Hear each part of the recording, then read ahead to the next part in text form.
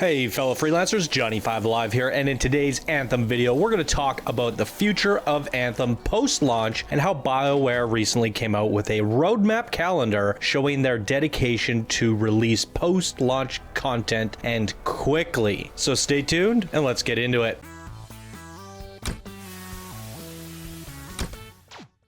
So as mentioned, Bioware released a roadmap 2 days ago. I've been wanting to have a discussion on it, but I haven't had the time until today. So if you've already seen it and speculated on, then this video you may want to skip. But if you're jonesing to discuss more Anthem, then there should be some nuggets in here for you today. Let's start off by looking at the gameplay calendar. Here we see 3 free content drops planned, starting with Act 1 Echoes of Reality in March. I have to say this is extremely quick content for post-launch, and I love how transparent Bioware is by showing us this, saying, hey, don't worry, we got you covered with floods of incoming content. Act 2 and 3 we don't have a timeline for, but if I were to make an educated guess, I would say each act will drop between 2 to 3 months after the previous act, with a possible 4th introduced for Q4 of 2019, giving us roughly 3 to 4 large content drops for this year. I make this assumption based on the dedication and persistence that Bioware has shown us since day one,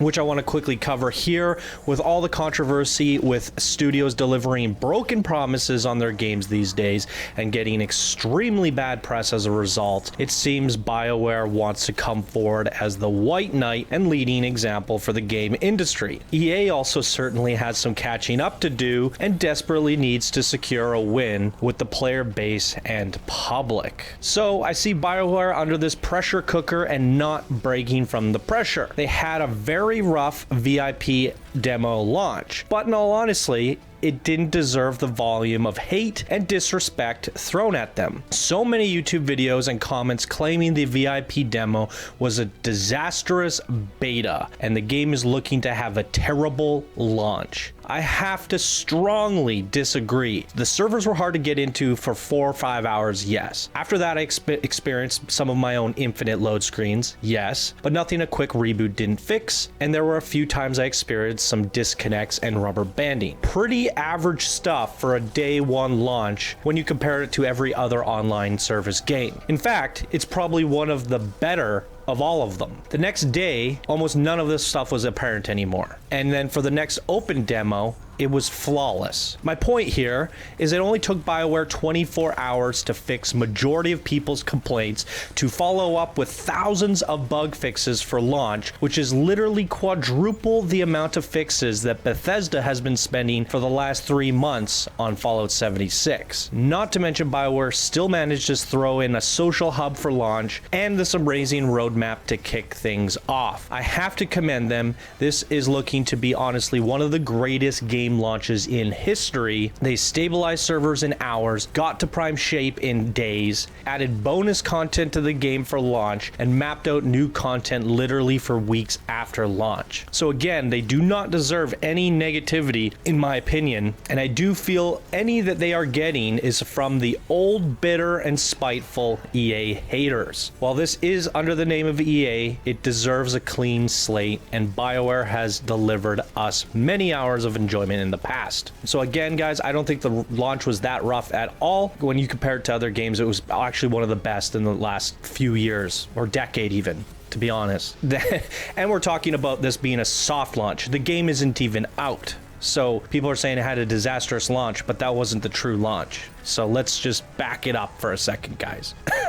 Getting back to it, let's take a closer look at Act 1 Echoes of Reality launching in March. It appears they are trickling out the content in chunks rather than one big massive update. So update 1 is Evolving World, update 2 is Stronger Together, and update 3 is the Cataclysm. I would imagine these would launch every couple weeks apart. This does seem to be a common trend with online service games these days. It does make sense, as it gives the player base something to look forward to each and every week, while also stretching that update over time, giving the illusion of a smaller wait window between each big update. By stretching this out over, say, an entire month, suddenly we're that much closer to the next planned update, making it seem as there's a steady stream of content. It's a very smart practice. I personally miss the days of reading 10 pages of patch notes and diving back into an almost entirely new game, but that's just me. Another interesting thing to note, they included some bullet points of what to expect across the entirety of these updates combined, so let's take a closer look and speculate a bit. New events. My guess would be these are random world events in free play, much like the mini storm event on the last day of the demo. The fact that this is plural with events has me thinking the design team is putting together a bunch of mini events unique to the evolving world update. Quality of life. A very common thing with games is to take player feedback and improve various things from UI interaction, key bindings and controls, visuals and graphics settings, etc, etc. However, it could also mean some very cool changes to improving customization, personalization, expanding emote options, and much more. These can oftentimes be some of the most exciting updates, so I'm very curious to read the actual changes when the patch notes arrive, so stay tuned for that, guys. I will be covering those as they come up. New rewards. This is a very interesting topic to speculate on, as this could be something as simple as new achievements and vinyls for completing various events and activities. But the fact that they even mention it here has me believing these are rewards worth mentioning. So we could possibly be looking at new weapons added to the loot tables, new javelin cosmetic kits specific to the evolving world or Cataclysm. I think it would be phenomenal to see some sort of Cataclysm armor set added in. But then again, is something you purchase with in-game or real-life currency actually considered a reward? So it has me thinking, what kinds of other rewards are obtainable in the base game and new content? Because my understanding of a reward is something you get instantly for completing something rather than currency that you buy something with later, right? That seems more like a purchase or a vanity item. All right, moving on. Expanded progression system. This has me all sorts of giddy like a schoolgirl. We currently don't have a full understanding of the progression system as a whole. We know your pilot levels up to 30 while unlocking various ability component, weapon slots, and javelins. We know there are some progression with the crafting system. We know you can progress Fort Tarsus further, expanding it and changing its overall appearance. But what other progression systems are there? What are we not aware of? And which of these are going to be expanded further? Will Fort Tarsus receive new areas? Will our pilot receive a level cap increase? All of this seems way too early to even consider expanding, doesn't it? So the topic has me very curious. We'll just have to wait and see. New stronghold. This is freaking awesome. I recently made a video discussing that I would be impressed to see a new stronghold every 2 to 3 months. Not even a month after launch, we're getting a brand new spanking stronghold.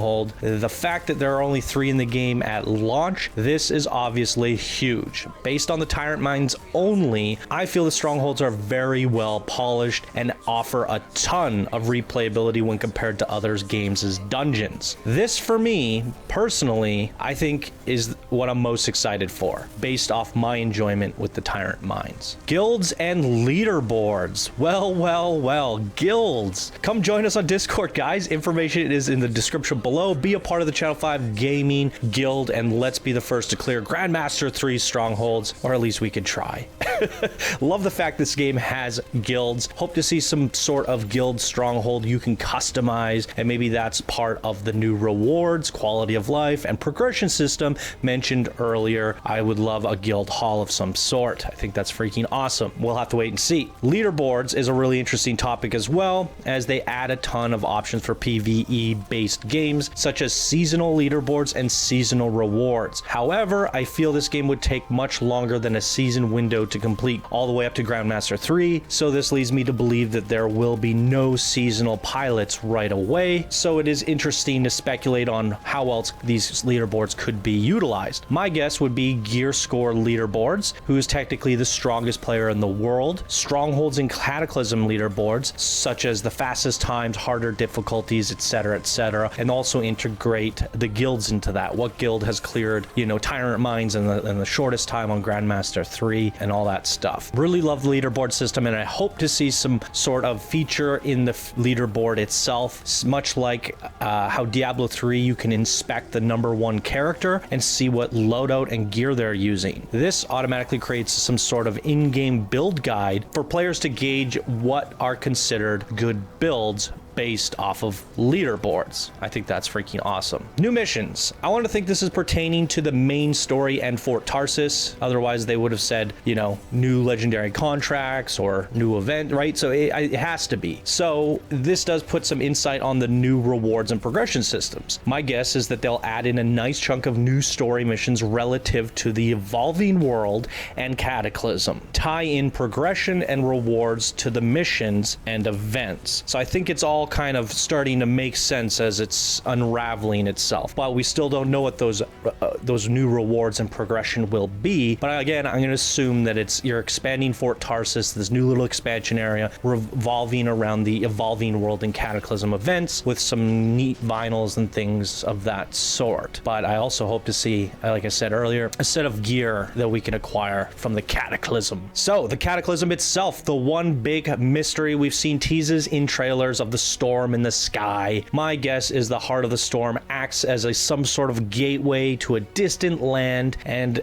which turns out to be some sort of large-scale open dungeon, much like a hybrid between free play and strongholds, with the difficulty ramped up, some unique one-of-a-kind enemies and bosses. The devs did state this would be the highest form of aspirational content, so I'm looking forward to a challenge which is a step up from strongholds. I just hope this mode offers the same amount of moment-to-moment action and quality as the strongholds do. As for me personally, when I get into go time mode, I don't like to dabble around with free play and roaming. That's something I like to do kind of when I'm burnt out. I want constant action, and the strongholds seem to satisfy my thirst for blood. Let's hope the Cataclysms do that as well. Boom. So there it is, guys. To wrap up my overall thoughts, I think Bioware is doing an extremely good job at being transparent and also delivering on their promise of constant post-launch free content. And from the sounds of things, this is plenty of content to look forward to, and if the future updates are anything like this, I believe Anthem has a very strong future and could potentially rise to be one of the most active and engaging online service games to date. I really hope so, as we've been waiting for years for a solid 4-player co-op game. Everything prior to this has been underwhelming or disappointing, and Anthem may just be the saving game we've all been waiting for. So far, the facts look as though this will be true. Let's hope nothing changes. And let's also hope that the base game we play on release isn't short-lived and in need of dire updates. Otherwise, that would, in fact, explain the rush for new frequent content drops. So let's hope the base game is good and holds up, and the content only adds to something already great. All right, freelancers, that's going to do it for me here today. If you enjoyed the video, please smash that like button and subscribe for more weekly Anthem videos. If you enjoy the show, please consider supporting it further through my Patreon page, and let me know what you guys thought of this discussion topic down in the comments below. What do you guys think the Cataclysm will be? What do you guys think the new rewards will be? And what has you most excited in this update? All right, guys, thank you so much for watching, and I will see you in the next video. Bye now.